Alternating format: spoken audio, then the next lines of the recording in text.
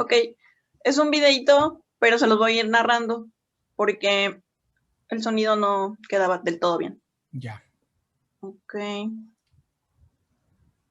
Me dicen, se debe ver mi pantalla ya. Ya. Ya. Ok. Bueno, esto se hizo para aclarar ciertos detalles sobre el periodo de retorno,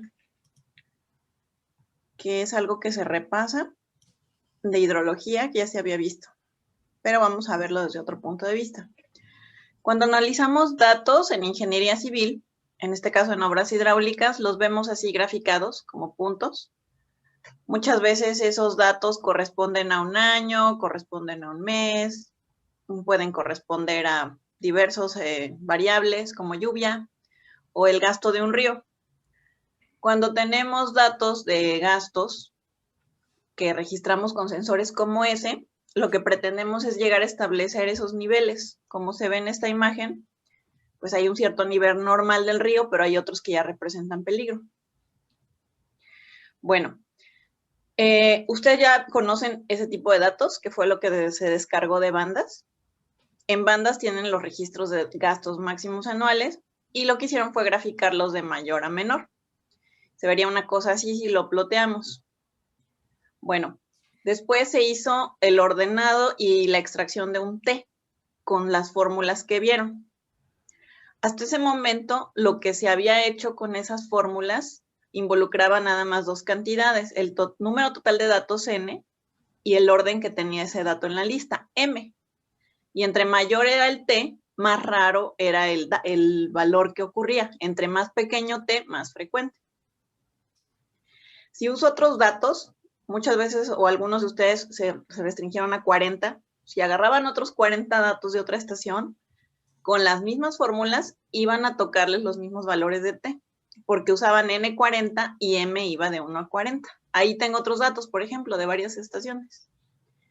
A muchos les hacía ruido porque me dicen, bueno, pero es que no metí los gastos. Por eso no es ningún problema, porque en ese ejercicio solo estamos extrayendo el T, un concepto. Lo que sí tenemos que poner atención es que con esas fórmulas solo podemos tener T para los gastos registrados, pero si tenemos un gasto distinto, mayor, por ejemplo, pues no había manera ahí de encontrarlo. Tenía yo que aplicar una fórmula. Entonces, la idea de encontrar un gasto mayor es porque en ingeniería civil tenemos vida útil más larga. Por ejemplo, en las ciudades, ¿no? Que hay obras que son 10, 20 años, 40, 50. Si vamos a urbanizar, tenemos que pensar en muchos años. Si vamos a construir caminos, igual tenemos que pensar en muchos años. Hay lugares donde no hay nada, vamos a empezar de cero. Pero igual cuando se empieza a ubicar una presa, se piensa en un periodo muy largo. Por eso usamos el periodo de retorno. Pero en este caso lo vinculamos al concepto de probabilidad. Es decir, es como por otro camino, no nada más con N y M. Si yo grafico mis datos de gasto, por ejemplo, se ven algo así. Van de mayor a menor en esa grafiquita. Pero ¿qué pasa con los otros que todavía no he registrado? Y yo quiero, por ejemplo, un T de 1000 para tener un 0.1% de probabilidad de ocurrencia. Pero no tengo 1000 datos.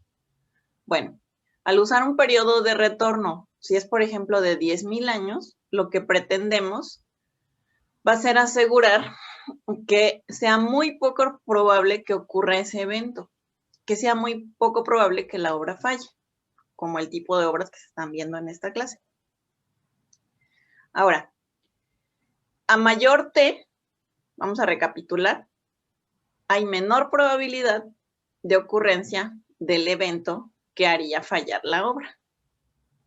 Y por lo tanto hay menor probabilidad de que la obra falle. Así es como se piensa o se razona para llegar a esto. Que falle, bueno, implicaría, por ejemplo, una inundación. Para eso usamos otra cosa, que se llama análisis de frecuencias. En esencia, el análisis de frecuencias va a ajustar una función o una curva a una serie de datos. Y esto nos sirve porque después asumimos que si se presenta otro evento, o muchos más eventos, y yo los grafico, también van a caer cerca de esa curva. Pero aquí lo que importa es la forma de la curva. Y la curva es una función. hay muchas funciones.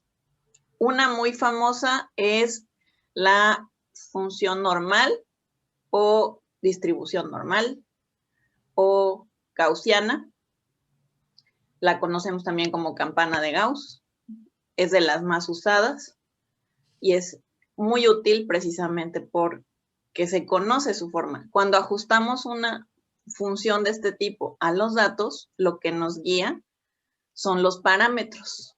Los parámetros ya se calcularon para las funciones que se vieron, pero no necesito todos los datos. O sea, puedo ser algo que se llame alfa o beta, pero ese es un representante de los datos. Con esos parámetros lo que hacemos es mover esa curva. La hago más chaparrita, la hago más esbelta. Para el caso de la función normal usamos mu, que es la media, y sigma, que es la varianza. Y entonces logramos esto, hacerla así, moverla de acuerdo a mis datos.